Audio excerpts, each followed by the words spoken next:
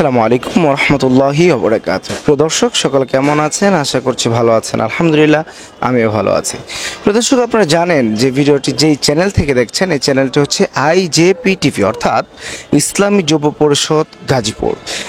আপনারা অনেকেই জানেন ইসলামী যুব পরিষদ নামে একটি সংগঠন রয়েছে যেটার মধ্যে প্রায় 180 জন ওলামা ইকরাম সম্মিলিত আছেন।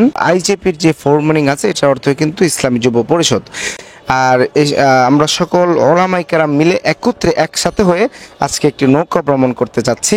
সকলেই দোয়া করবেন আল্লাহ তাআলা যেন সহি সালামতভাবে আমাদেরকে এই নৌকা ভ্রমণটা যেন আজকে সফল করান এবং ইনশাল্লাহ আমাদের সাথে যারা রয়েছেন ইসলামী যুব পরিষদের সম্মানিত সভাপতি আব্দুল হানিফ মন্ডল সাহেব রয়েছেন এবং সেক্রেটারি মোহাম্মদ আবদুল্লাহ সোহাইলি সাহেব রয়েছেন এবং আমাদের নেতৃত্বে যুব পরিষদের সকল সদস্যদের নেতৃত্বেই সহযোগিতায় আজকে আমাদের নৌ ভ্রমণ 2024 প্রতি বছরের ন্যায় এবছর আরও জাঁকজমকপূর্ণভাবে চৌরাস্তা একত্রিত হচ্ছি। কড্ডা থেকে আমরা মুকেশ বিলের উদ্দেশ্যে রওনা দিব এবং আরও অনেক বড় বড় ওলামায়ে কেরাম কিন্তু রয়েছেন।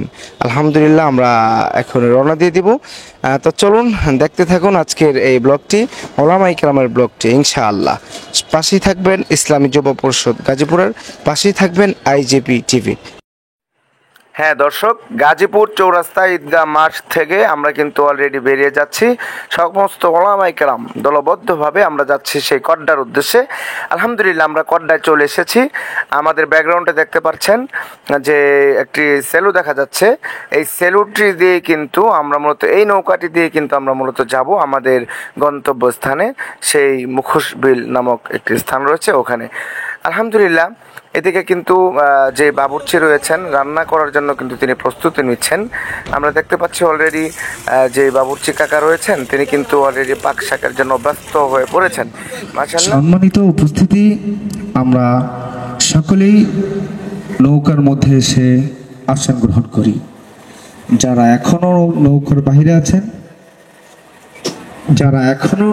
বাহিরে আছেন আপনাদেরকে দৃষ্টি আকর্ষণ করে বলছি, দয়া করে আমরা নিজ নিজ আসন গ্রহণ করি ইনশাআল্লাহ।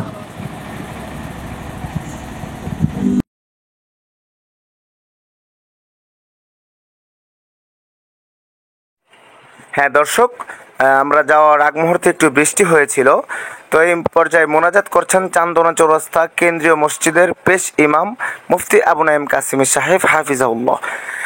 এবং এখন কিন্তু সকালে নাস্তার বিরতি চলছে, নাস্তা করছেন মুফতি আলী হায়দার গাজীপুরি সাহেব এবং ইনি কিন্তু গাজী আল মাহমুদ সাহেব দেখতে পাচ্ছেন, পাশে রয়েছেন আতাউল্লাহ ভাই এবং আবদুল্লাহ সোহাইলি সম্মানিত সেক্রেটারি সাহেব, তিনি নিজের হাতে কিন্তু সবাইকে নাস্তা বন্টন করে দিচ্ছেন। এদিকে মাঝে মধ্যে আমাদের সাথে কথা বলছেন গাজী আল মাহমুদ সাহেব, ওদিকে ইরফান কবির হুসাইনি, তারপরে ইলিয়াস সাহেব হুজুর রয়েছেন। এছাড়াও আলহামদুলিল্লাহ আবদুল্লাহ সোহাইলি ভাইকে মাঝে মধ্যে দেখা যাচ্ছে, উনি খুব হাসি মাখা মুখ, খুব সাদাসিধে মানুষ, মাশাআল্লাহ সবার সাথে মিশে চলতে পছন্দ করেন।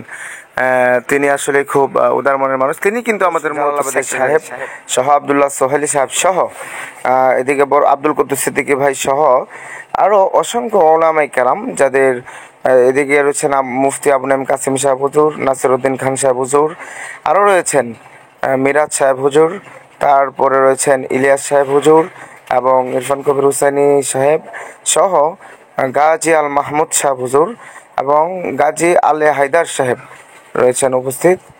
আলহামদুলিল্লাহ মিরাজ ভাইয়ের হাসিটা খুব ভালো লেগেছে, মাশাআল্লাহ খুব মায়াবী হাসি, মাশাআল্লাহ। এদিকে কিন্তু সকল ওলামায়ে কেরাম যে বসার একটা দৃশ্য, এটা কিন্তু আসলে খুব ভালো লাগছে। সকলে আমার মনে হয় সকল ওলামায়ে কেরাম যদি এইভাবে সবসময় একত্রে কোথাও সফরে যাওয়া যেত এটা খুব ভালো লাগতো, মাশাআল্লাহ। আসলে বৈঠকটা কিন্তু খুব ভালো লাগছে ব্যক্তিগতভাবে। তারপরও নৌ ভ্রাম্যমান অবস্থায় আছি আমরা সবাই। সোহেলি ভাই কিন্তু এদিকে মেহনত করেই যাচ্ছেন, মাশাআল্লাহ।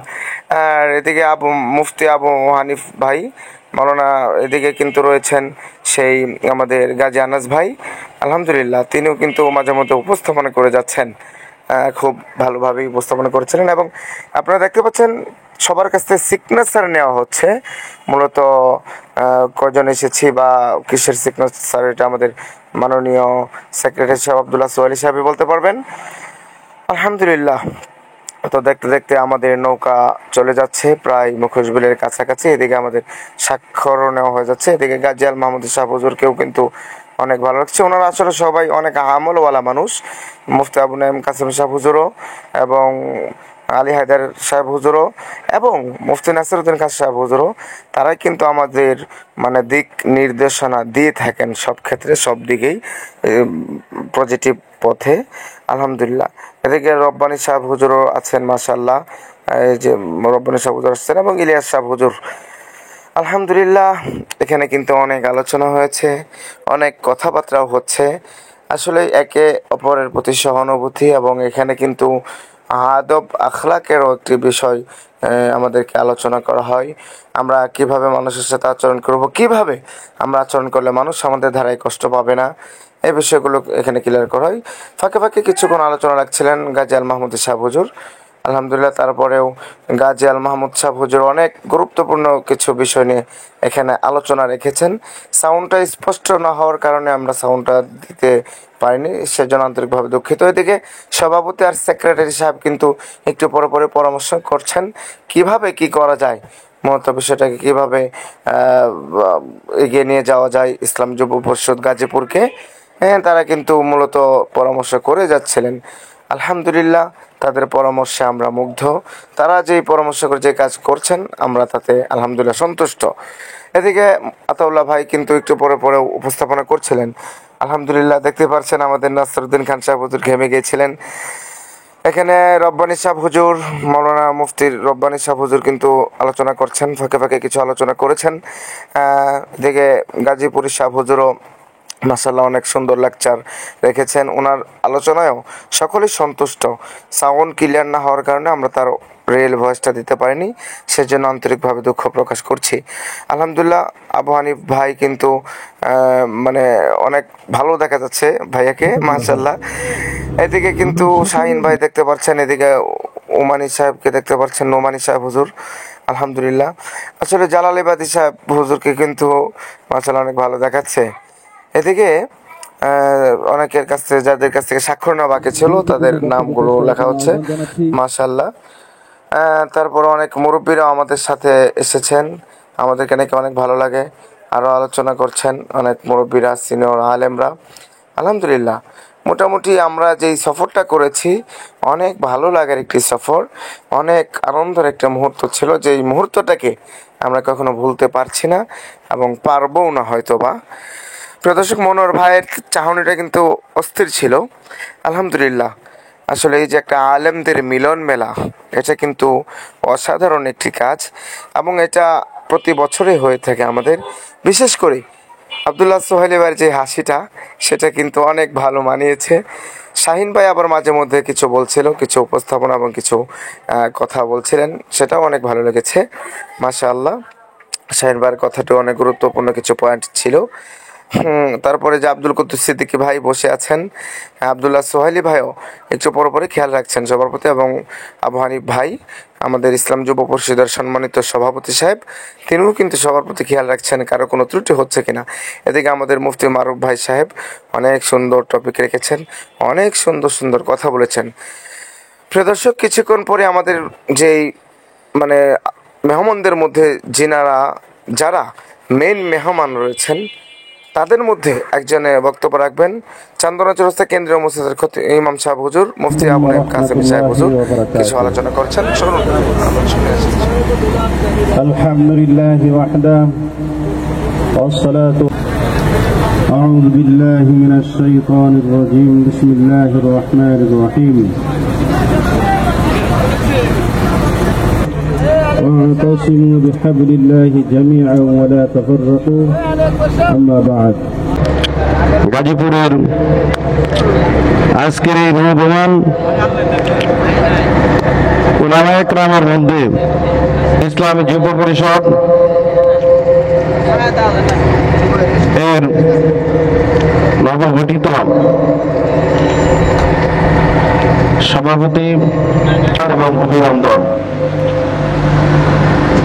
সম্মানিত উপস্থিতি, আজকের এই অনুষ্ঠানে উপস্থিত আছেন উপস্থিত আছেন গাজীপুরের আরেক নক্ষত্র মাওলানা আলী হায়দার গাজীপুরি, উপস্থিত আমার বন্ধুবর বাসন থানা উলামা পরিষদের সাধারণ সম্পাদক মাওলানা হারুন রশিদ জালালাবাদী, উপস্থিত জামিয়াতুর রহমা গাজীপুরের সম্মানিত প্রিন্সিপাল মাওলানা গাজী আল মাহমুদ সাহেব, উপস্থিত অন্যান্য উলামা ইকরাম। আমি এই যে ইসলামী যুব পরিষদ গাজীপুর 9 বছর পূর্বে এই সংগঠন গঠিত হয়েছিল।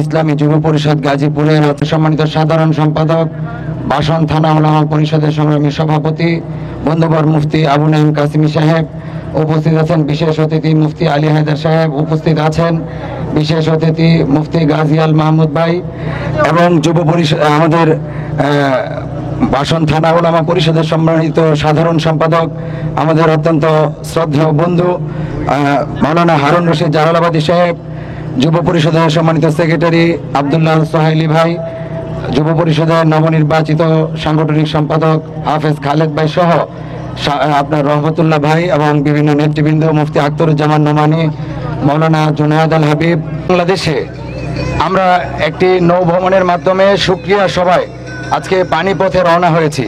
এটা কোনো আনন্দ ভ্রমণ নয়, এটা আমাদের শহীদদের জন্য দোয়া হবে।